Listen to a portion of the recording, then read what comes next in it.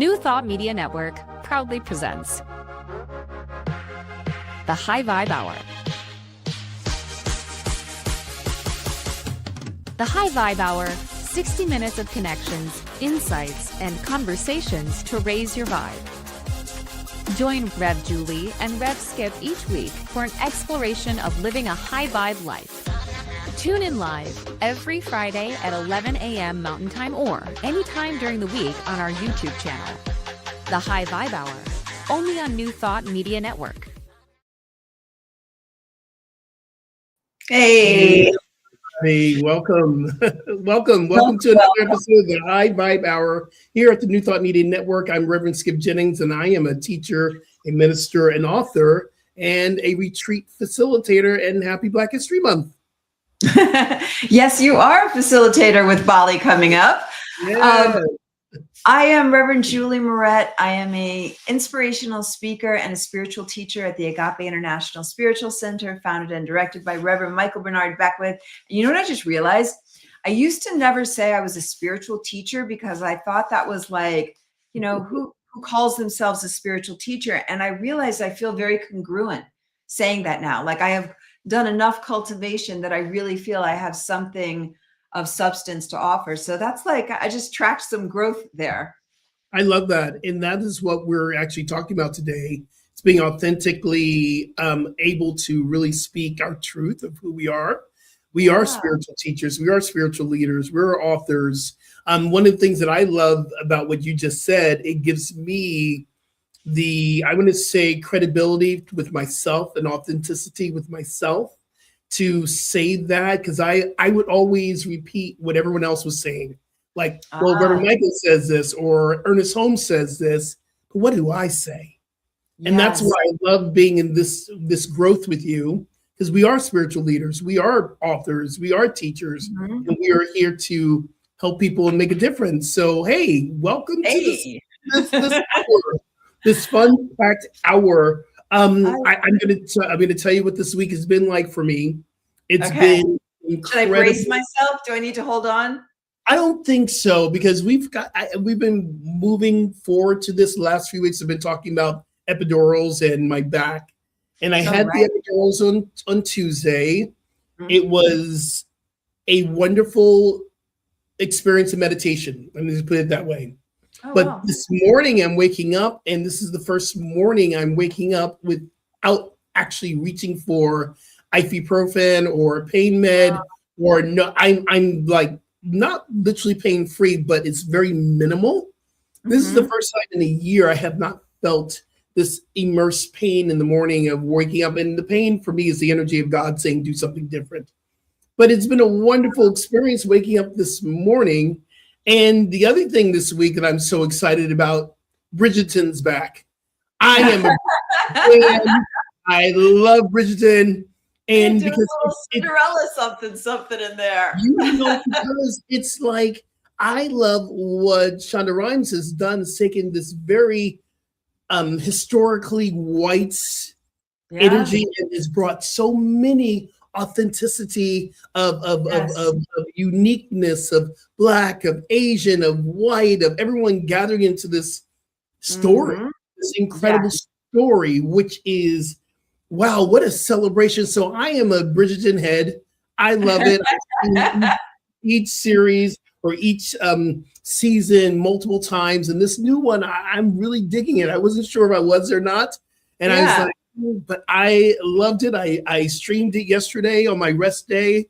Watched all 4 episodes. It's so good. It's so good. I'm going back in again probably on Saturday to watch it again. It's really, really good. Anyway, shout out to Shonda Rhimes and Shondaland Media. Oh my God. So I'm happy. That's cool. You know what I really appreciate? Like, we're talking about authenticity, and most, a lot of times in a spiritual community, we don't talk about when we're not feeling well or when there's physical stuff going on, because, there's like this perception, if you're really spiritual, you won't have physical issues. And who was it? I think it was Gabby Bernstein in one of her books, right at the end, she said that, like, she's all about the spiritual path, and sometimes medical intervention is really important. And when So, she said that, it made such a big difference out in the world. yeah, So, I to get that say on I'm a Wednesday. both and kind of person. Like I I'm a both think and like too. still be pursuing all the spiritual aspects, but I'm so glad you're feeling good in your So, body. and we teach that God is in everything and everything is in God. God is in the medicine. There is God in the Western medicine and the East. I do it all. I Mhm. do Western, Eastern, give me some healing, give me some Reiki. And yes, yet there is something that can release the pain for right now or the energy around it. Mhm. I'm an and person. And Good. what I do love about this conversation, being authentically present with your body to Mhm. say, this works for me, this does not work for me. Like my doctor said, well, I guess your running days are over. I said, I guess they are. I don't have to run sprints anymore. I don't have to run a marathon. I don't have to do, but I do get to practice what really brings me joy, like yoga or Mhm. walking or qigong or spinning. I love spinning. I'm still going to teach my spinning classes. So I get to authentically say, this is me now. It's not me that was 100 Yeah. years ago or 50 years ago or 10 years ago. This is me today authentically. Yeah, I think that's such a great question to be, Yeah. reflective, self-reflective periodically and say, what is my body like now? What Mhm. feels yummy and great now in my body? And really to honor that, because that's a powerful thing to say right there. So Sure is. appreciating that.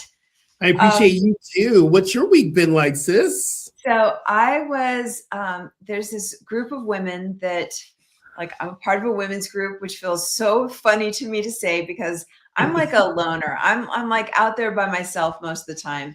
Right. And so the fact that I'm like part of a women's group, it amuses me to no end.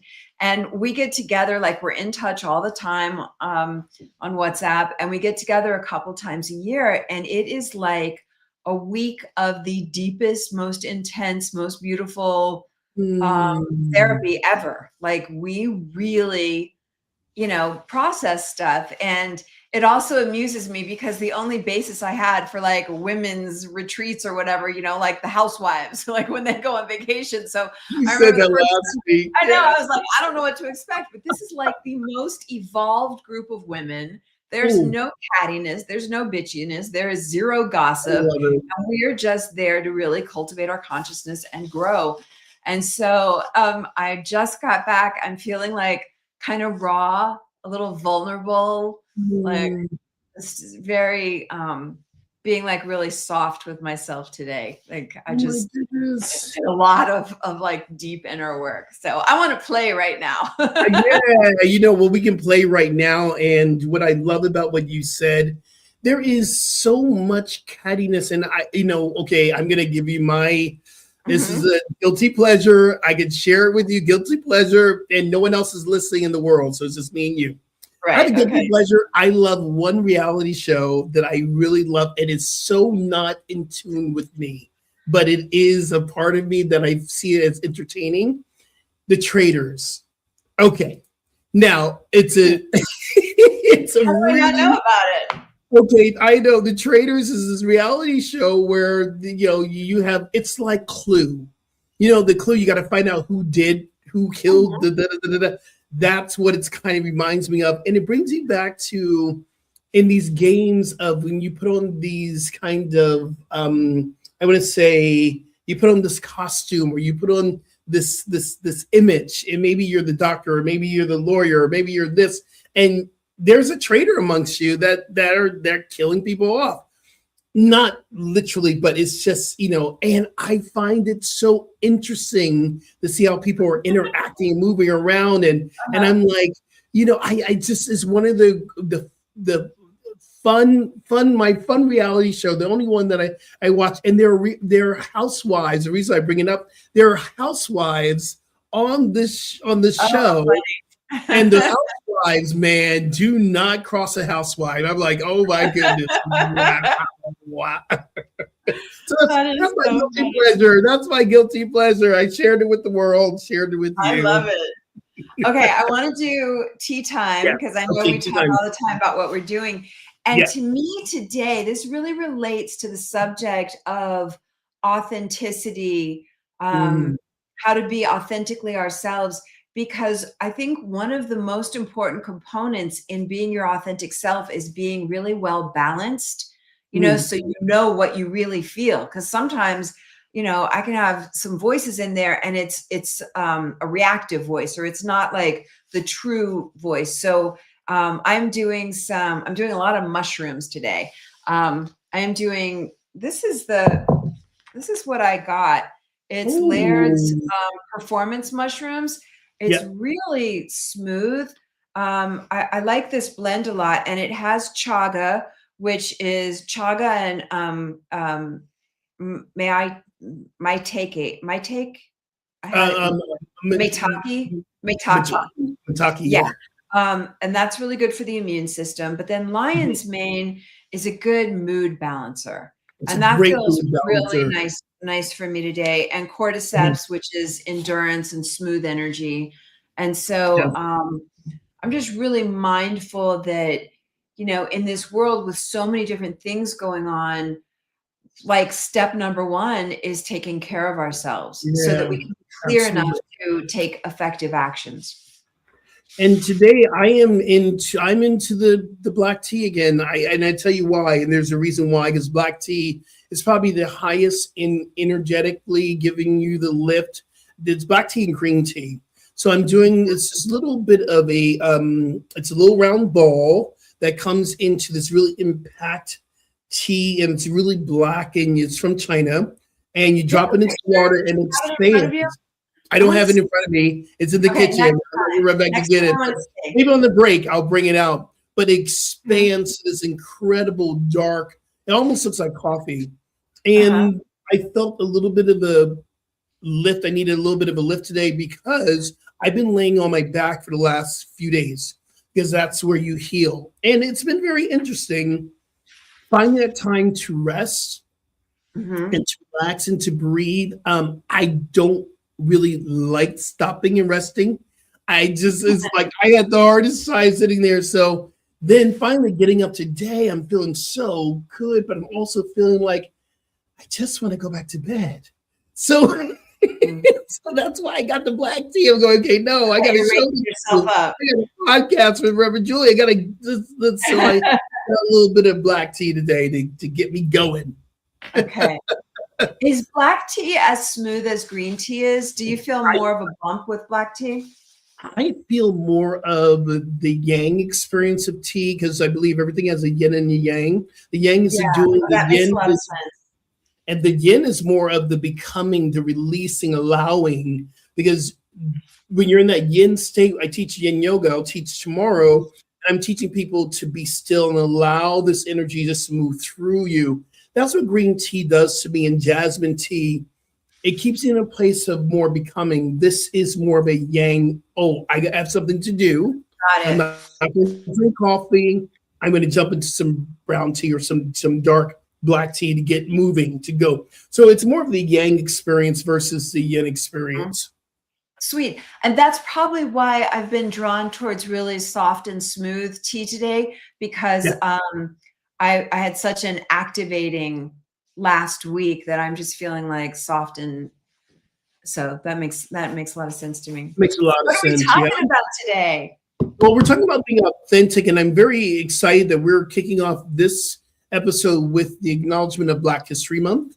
Yes. And Black History Month is very, very important. We joke, and I remember my mother used to say, they gave Black History the shortest month of the year, and it's not that. The reason why Black History Month is in February, because it's Frederick Douglass's birthday, and it's also Abraham Lincoln's birthday.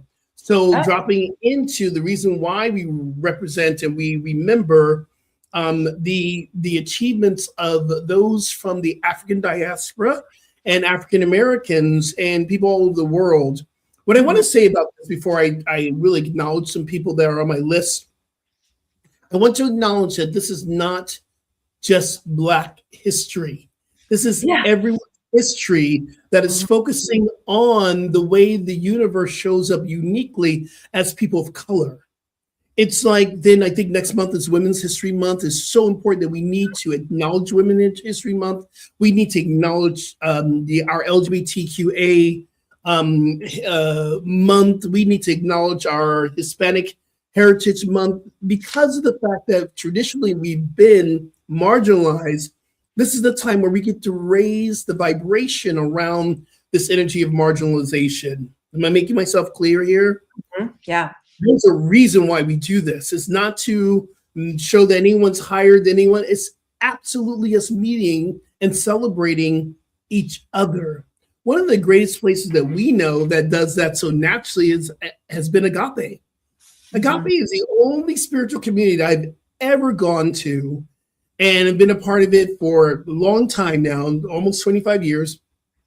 And I have, no, actually about 20 years, but the only place that I've ever gone to where I saw people from all walks of life getting together, singing, dancing, laughing, crying as a community. Back in Buckingham days, man, we would have Muslims sitting next to Israelites. We have people from Israel. We have people, Black people, white people, gay, straight.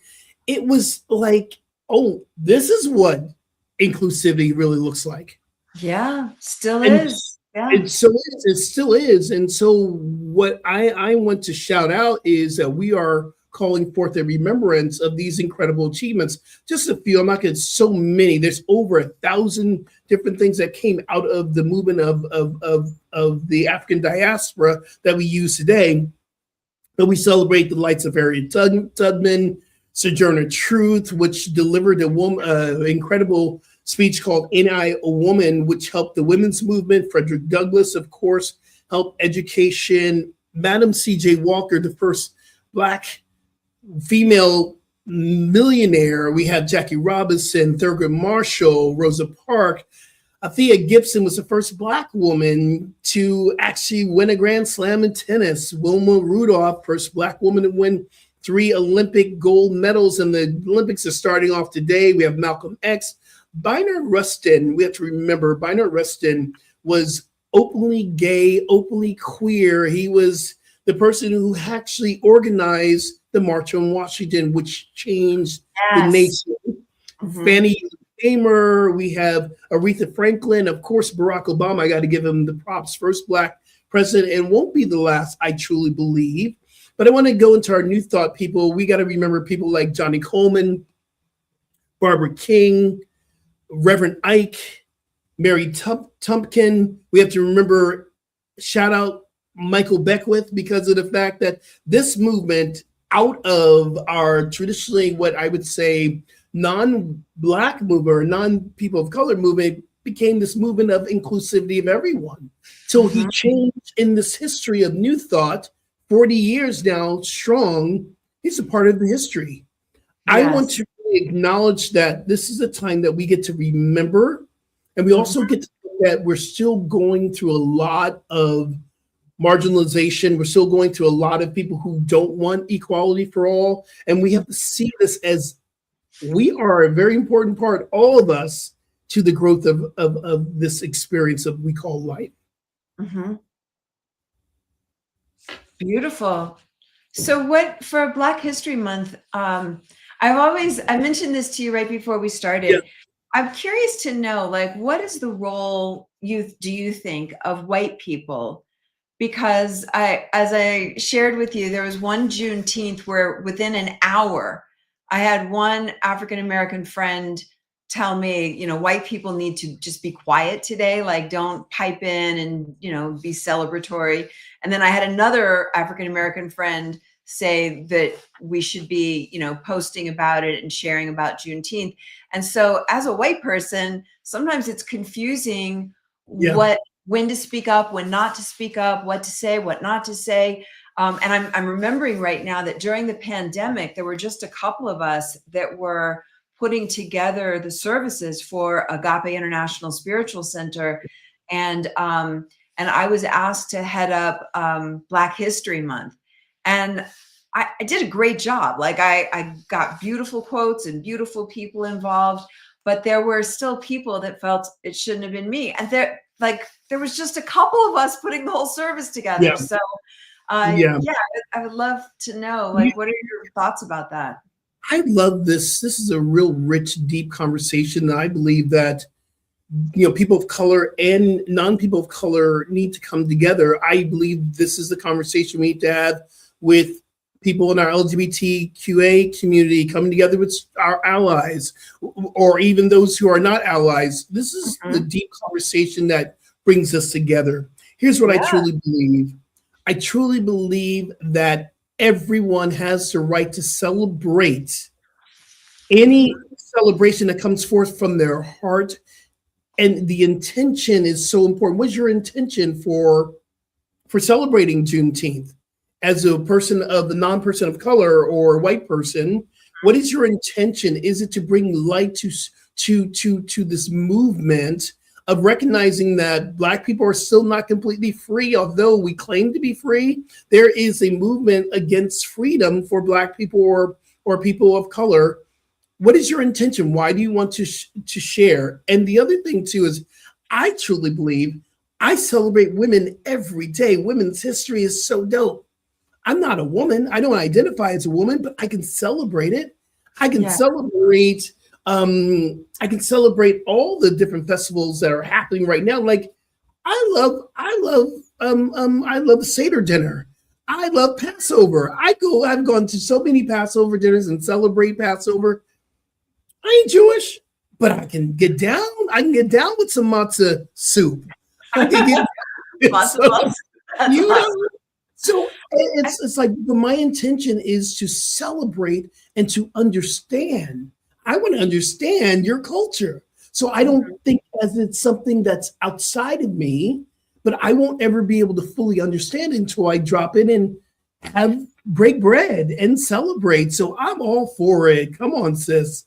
The one thing that I think we want to really, and I'll throw it over to you in a moment. The only one thing I'm going to say, understand when we are in a place of cultural appropriation, when we are taking that part of, and some of us have taken, like, say, an African statue or an African mask, and you have in your house, and you don't understand what that really stands for. The reason why we have African masks is to protect our inner spirit. We wear the mask so who's ever wanting to attack us cannot see our true face. This is God protecting us. There's a reason why we have African masks. There's a reason why we have African statues. If you're not taking time to understand what you're putting into your house, I believe that has a deeper conversation you got to have with yourself. So, we can have a whole And I also feel like there's a place for layering in like some spaciousness and some kindness with each other, because you know, we all don't know what we don't know. And I think that goes in every direction, you know, because I think that in this, you know, especially cancel culture, that it's easy to just cross people off. But I think maybe asking some questions like, what is your intention with this? Or, you know, just to go deeper with some things is pretty helpful. Hey, question. I got a question for you. Sure. As a person, as a white woman, watching what happened during the pandemic, and that really comes to mind, watching George Floyd, Breonna Taylor, you know, things that happened that was so horrific, and things are happening now.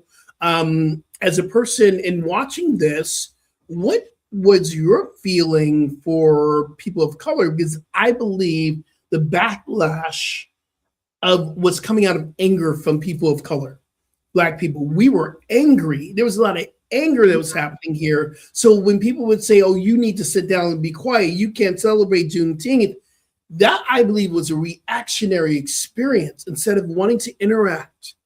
I think that is still the traumatic healing that needs to go on. The healing of the traumatic experience of separation.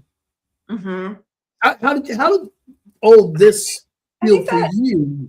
Kind of caused me to go on a deeper dive. You know, I read Caste and just started, I felt like I was pretty well educated. But I definitely took it to a whole other level.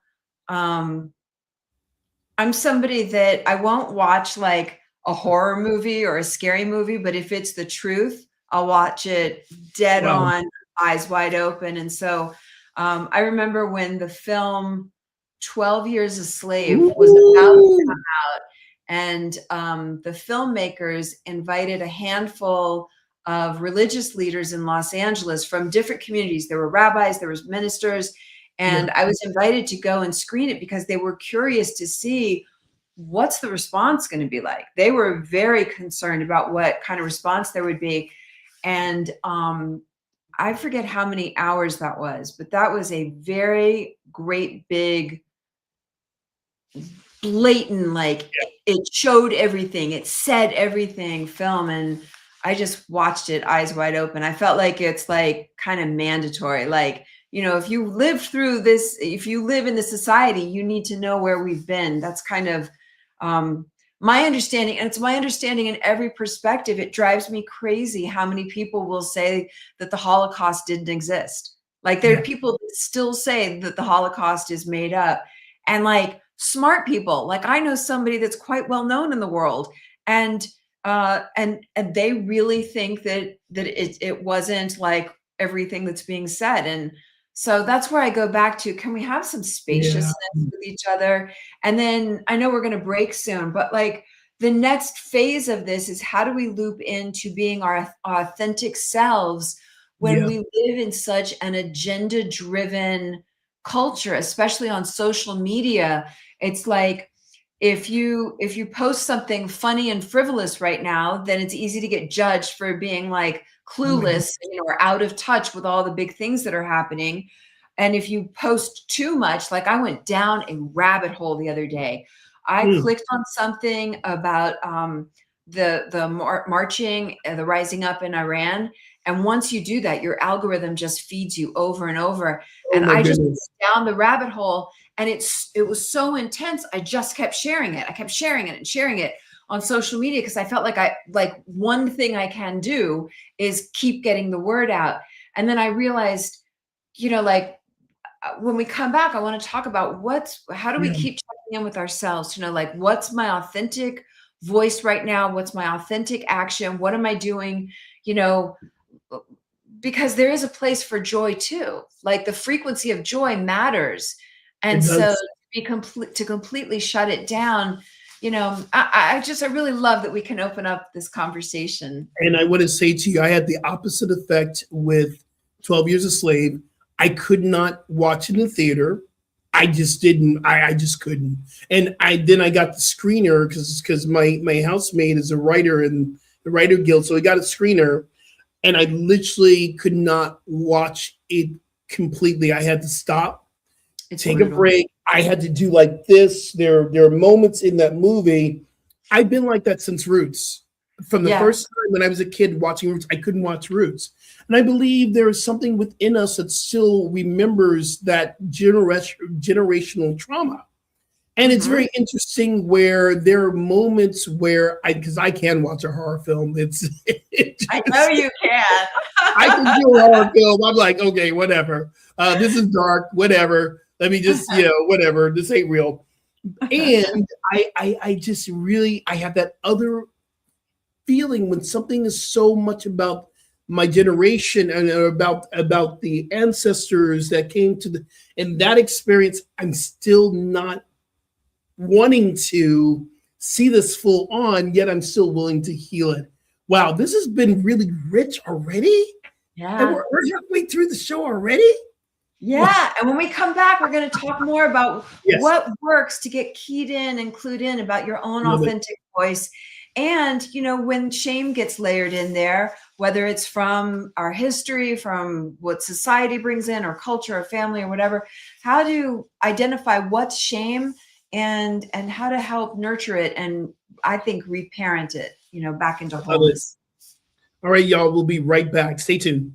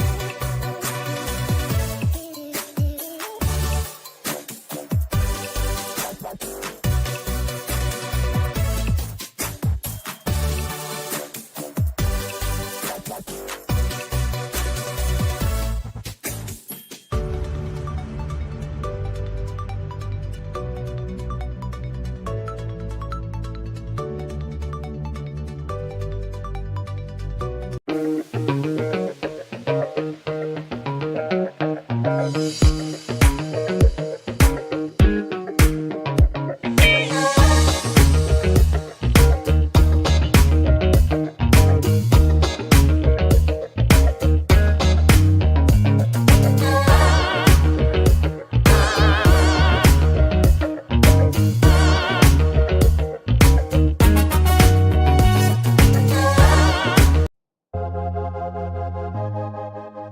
Thought Media Network proudly presents the High Vibe Hour. The High Vibe Hour, 60 minutes of connections, insights, and conversations to raise your vibe. Join Rev Julie and Rev Skip each week for an exploration of living a high vibe life.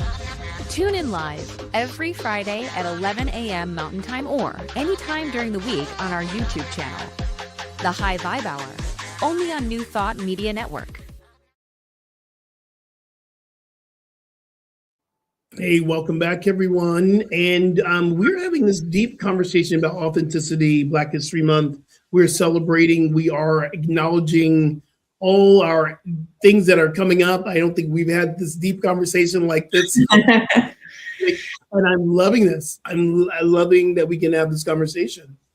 Yeah, and I think one of the things, no matter your background, color, religion, race, gender, economic status, I think that there are ways that if you don't get, if we didn't get what we needed initially, you know, then it can create some insecurity or shame or whatever the things are. And so how do we return to wholeness? You know, we're born in wholeness. How do we return to that?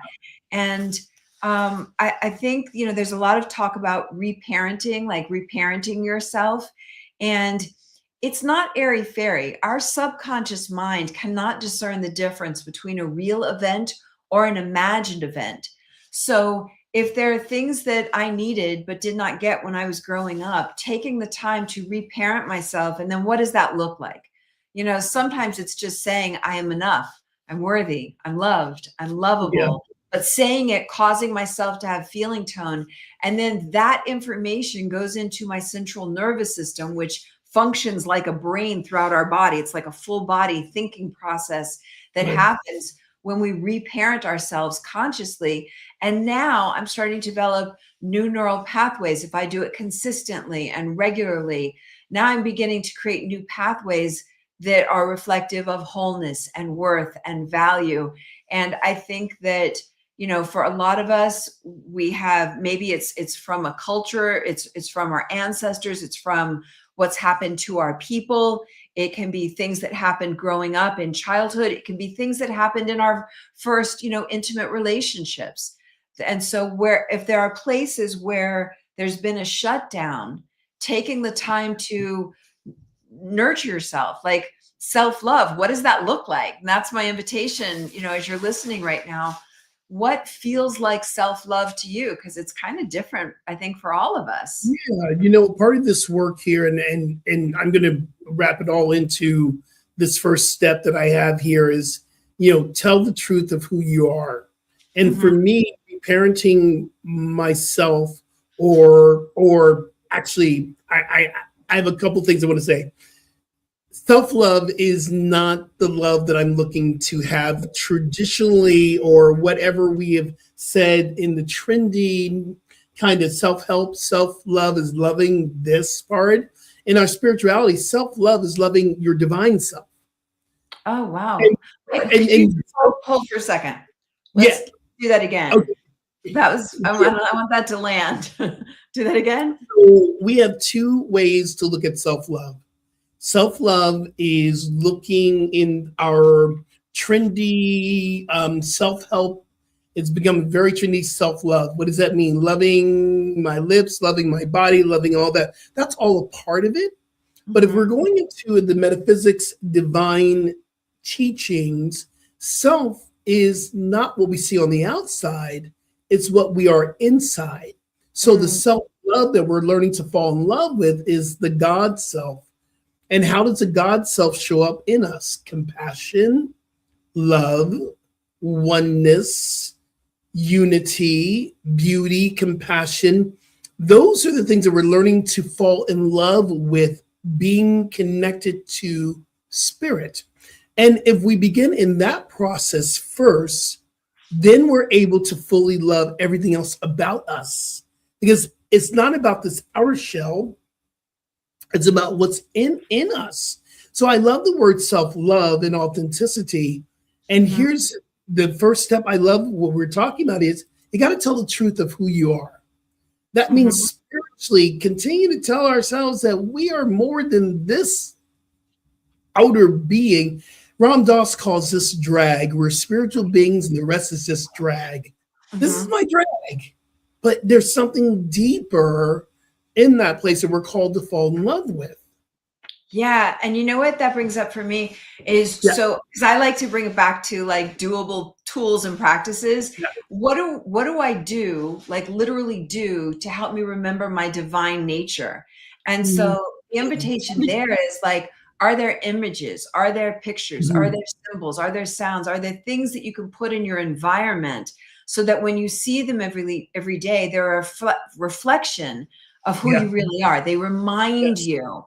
You know, like there are these sculptures that I have of like a beautiful divine feminine form. And when I see that, because it's easy for me to like move around like a truck driver in life because I'm just like getting things done. It's like, oh, the divine feminine. Oh, yeah. Oh, yeah. The divine feminine is about becoming. It's about birthing. It's about releasing. And which I love about the divine feminine you're talking about is that everyone has, it's actually balanced, the masculine and the feminine within all of us. That masculine is that let's go. We got to get it done. We got to go. I got this. And the feminine is that part of us that nurtures, it heals, it breathes. Most of us guys, I'm speak for the guys, and I know I'm going to say this is probably something not true for all. Let me speak for the guys. Most of us don't want to get in touch with our divine feminine because we've been taught not to. Our parents, my father used to say, don't let them see you cry. My mother used to whoop us back in the day. We got some whoopings, not a beating, a whooping, totally different. And my mother, you bet not cry. I'm teaching you to be strong. Oh, no. Yeah, so this is where you spoke of divine feminine. First of all, I go, well, I'm not going to be weak. I'm saying this is the things that we have. We're here to mother ourselves again. I love that word. We mothering ourselves out of this toxic masculinity kind of approach to life. Yeah. So what does that look like for somebody that's been primarily masculine energy driven? How does somebody take the first steps into getting even in touch with the feminine side? Yeah, for me, I've always been in touch with my feminine side, even when I wanted to hide it. And it might be because I am openly queer, but it might be because I believe that the beauty of my queerness has always allowed me to be non-binary and to be really understanding, oh, there's a beautiful feminine part of me and really embracing it. And it began with really fully me speaking the freedom, saying, this is who I am. I am feminine. I am masculine at times. And if you're not there to really say that, there are practices where you can begin to deeply meditate or even just really recognize, how can I be less forceful and be more allowing? We teach that in yoga. There's a part to the yoga where we've done all the sun salutations, we're moving to that, we're holding poses, and we're in that. Then when we drop to the floor, we say, now is your time to become. You got to release the doing. There's nothing for you to do. It's now you becoming. That's divine feminine energy. That's the yin of yoga. Yeah. And, I think that meditation is an opportunity to step into that kind of allowing alignment, to click into alignment with your life. And that's another way, like we're speaking about authenticity. How can you tell what's authentic for me, what's true for me, what's right for me in this moment? And meditation is a powerful step, a daily, regular step, even if it's 5 minutes, to check in and with the self, like what's, Michael Beckwith often says, incline your ear and hear the word of God, to hear what's wanting to be revealed in my life right now. What I love about what you're saying too, for me, meditation has allowed me to release the shame story. Uh-huh. When I really am dropping into a place of just feeling, and sometimes it takes music, Rev, sometimes it takes a guided meditation with Michael Beckwith on YouTube or whatever. It's whatever gets me to the place of releasing the shame stories or the blame stories, the things that these are the stories that we keep on repeat over and over again. And if meditation can bring me to a place where I can release a story even for 1 second, it shifts your existence.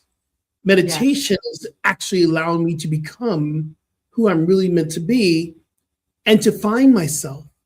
I never really understood that we're talking about authenticity, and I got it. What it means to really find myself is to find God in me. I'm looking, that's what we're all looking for, is to feel the connection with God within us. So God within me, I'm finding myself. I'm going to go off at 62 or 61 and go find myself. Okay, well, guess what? Where you go, there you are. And I'm talking about God. And so it's good to reflect for all of us right now to think of like what works for me. How do I feel self-love? How do I feel it? You mentioned that you bring it back to the divine, what brings in self-love. And so for some of us, meditation works, but like for me, sometimes my mind is so chaotic that I'll play an Om chant, like I need something to occupy my thinking mind. Or sometimes for me, it's a walk in nature or dancing, or there might be movement that helps me kind of, it's sort of kind of, when you do repetitive actions, it creates a light hypnotic state. And so it's like the body gets occupied, the thinking critical faculty of the brain gets occupied, and then we're able to sink in to our subconscious mind and to that innermost aspect of ourselves, like what's wanting to be revealed now, what's the message, what's the truth.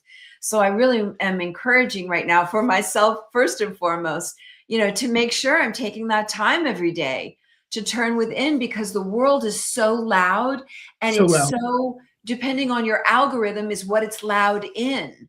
And so I want to take the time to step out of all the algorithms, get out of the algorithmic universe that I'm in. As we're on YouTube right now. Right. But center in and say, like what wants to be known as me right now. And this authentic voice is really what's coming up. And if you want, we could do those 4 questions, the Terry Cole Whitaker. And before we drop in, I just want to say, when I mentioned something you just said, to piggyback off of that, this week has been kind of, it's been healing week. And then I was in the office on, I think it was Sunday afternoon, or in the office, but it might have been Tuesday. I'm not sure what day it was. Anyway, it was so chaotic. I was feeling so much energy in my pain. I put on the chants CD. It's with the chants from Agape with Ricky leading the chants from Agape. I came on. Yes. I was listening to the music of the Holy Spirit. I just broke down and wept, because I realized how I was not listening, how I was not calling the invocation of the word Oaea into my own spirit. I had forgotten. It was that instantaneous moment that I caught it, and I just wept. I was humility. I was humbled to remember, this is what I've been missing. Oh my God, thank you. I just wept. I cried I had the ugly cry for a good 10 minutes. I had to stop, just listen. I played it on repeat over and over again. It transformative. Yeah, that's a great reminder. There's such a power in music, the frequency of music, to take the time and find the frequencies, the kinds of sounds that really resonate. Because to me, that's like the fast track. That takes me inside deeper than anything else, like shamanic drumming. It will just take me so deep. So, Mhm. and it's important. I keep coming back to like really doable tools and practices, Yes. because sometimes it's easy to get, just so activated by the world that I have to remind myself. Like, I'll keep a list of like what works. I got to Yes. remind myself to get the things that tune me back in. And when you were saying this, it made me think, with Black History Month, I wondered if there is a place for somebody who is African American in this month to like really acknowledge yourself, like give so much love to yourself for how strong your people Mhm. are, and everything that you've been through as a people. Does that Okay, I'm a Yeah. white person. How does that land? Oh my God, that lands absolutely. This is the Because reason when why you we. were saying, that's what I thought. I felt like the preciousness of you, and I thought, it's Black History Month. I To feel the preciousness, you know? Is so much to celebrate, and I feel not even an obligation. I'm really looking for the words for this. If I'm not going to speak it from the pulpit on a Wednesday night or a Sunday, and I got a chance to speak it Sunday, I was on pulpit rotation. This Sunday was Practitioner Sunday at our North Hollywood Oneness Center. And I got a chance to say, yes, it's Practitioner Sunday, but we're kicking off Black History Month. Mhm, And people came up to me, white people came up to me and says, thank you, because I've forgotten. mhm. And it just brings, it's easy to forget because there's so much noise. Yeah, yeah. That's beautiful. The way that I can relate to what I just shared is, as a woman, Yeah. when we have Women's History Month coming up. I was recently at a place where there was a young woman that normally works there, young, like early 20s, and she wasn't there. And I found out she'd gone to a bar and somebody put something in her drink, and she'd been date raped. But the thing that really struck me is that when that was shared with somebody else that worked at that place, the other young lady that worked there had had the same experience. And so as a woman, when I think of us acknowledging women, I feel like such a rising up inside of me to acknowledge how used, how overpowered women have been, how, the way in which in wars and battles, with the attack on Israel, that rape was a part of what was done. So that's like the best way that I can relate, is there's just got to be a moment to say, for my gender, for my sex, for my color, for my, wherever I come from, my religion, like I just need to take a moment Yeah. and like honor and acknowledge all that my lineage has been through. Does that make It's sense? yeah, it does make it makes so much sense. And one of the things, sending out love to anyone who has gone through any type of violation, like Yes. what your person had gone through. And I believe it's so important that we continue to share these cultural experiences so that we may set up a way that we protect all people, like acknowledging women as being the divine source of the feminine. That's precious.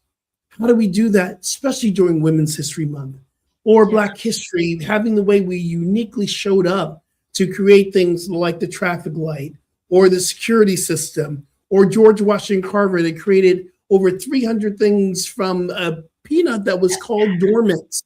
And he Yes. said, no, I'm talking to God, and God's going to share this. And boom, look at what we have, peanuts and sweet potatoes and all the things. If Mm. we don't really begin to recognize, we will be forgotten. And there are people who want to erase those achievements of women, of people of color, and us having this time from the heart space, how important it is, especially right now, to recognize this Yes. time. Yeah, 100%. 100%. So I'm wondering, like, we've talked about so many rich things, and I think this is going to be a to be continued kind of, because there's so much more. We had so much more we wanted to get to, but it feels good to me to like sink in with all of this. And so to take a moment of everything that's been shared, like, what's your takeaway? You know? Yeah, my takeaway is to I remember this, and I am sure it was Michael Beckwith who said it. So, but I've said it 10 times, so now it's me. So I'm claiming this as my own. I get to release the story and embrace the glory. And the story that I'm releasing is there's a ceiling over my head because I'm Black and I'm gay. People are not going to like me, or people, when I go into white communities, they're not going to understand me, or releasing the story of I'm not going to be loved because my family's not going to love me because I came out of the closet. These stories still come up sometimes, and I can recognize, oh, I'm going to release that. But still, during Black History Month, I'm still seeing this action of marginalization is still clear, it's still there. There's still racism and sexism that's happening. And can I see it and not attach to the story? Am I making sense? Yeah. I don't want to attach to the story. I don't want to give it power. I want to recognize it. This is happening. But what's the glory?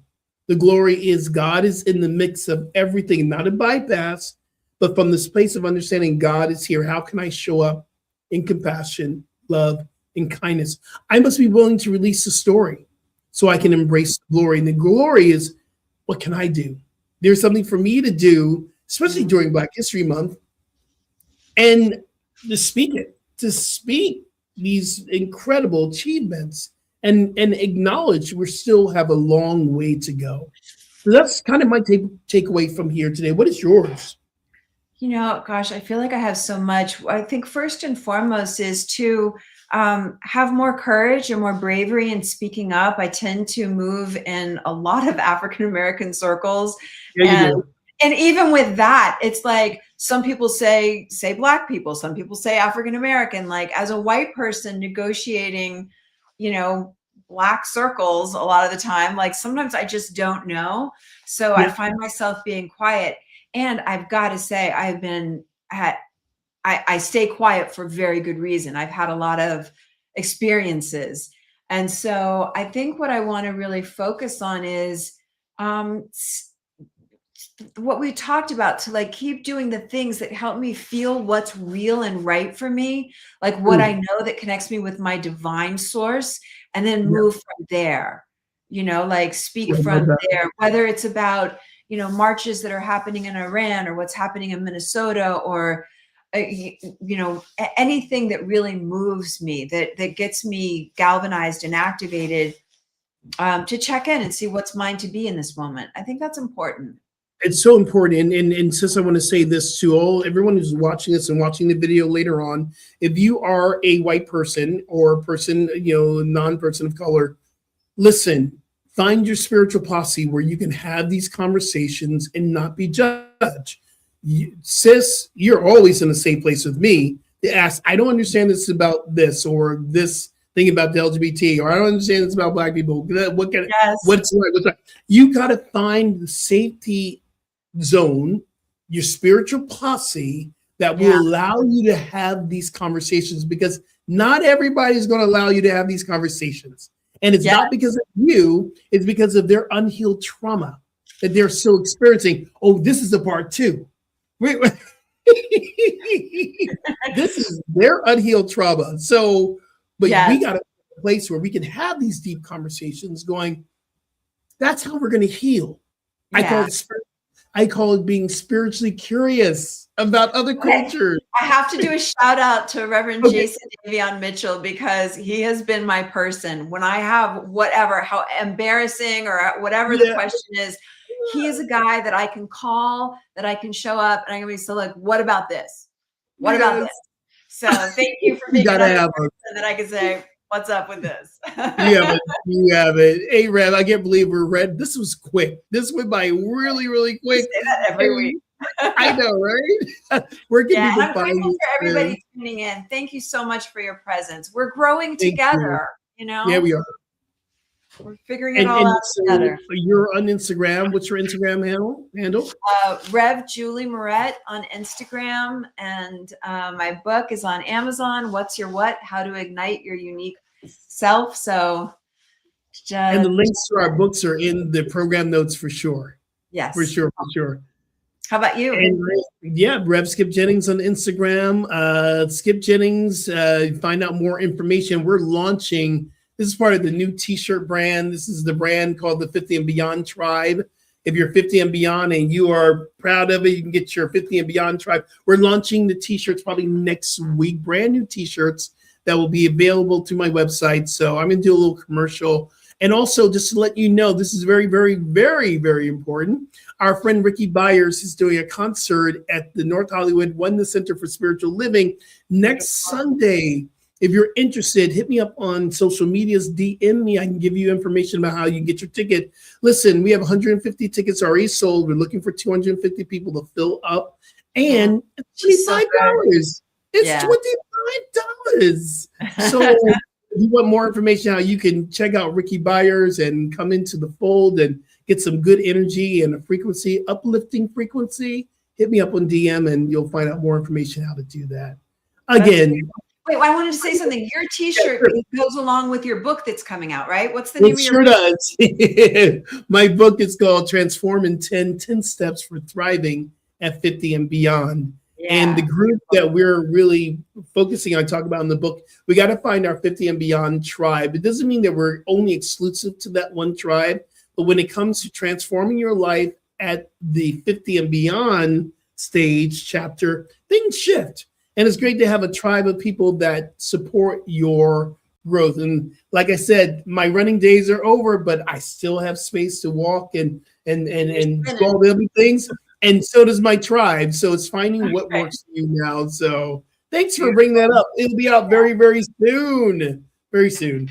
So good to be with you. And thank you for tuning in. Such a pleasure. Absolutely. And remember, transformation is a choice. You can choose today. And you did. Namaste. We'll see y'all next week. Peace, y'all.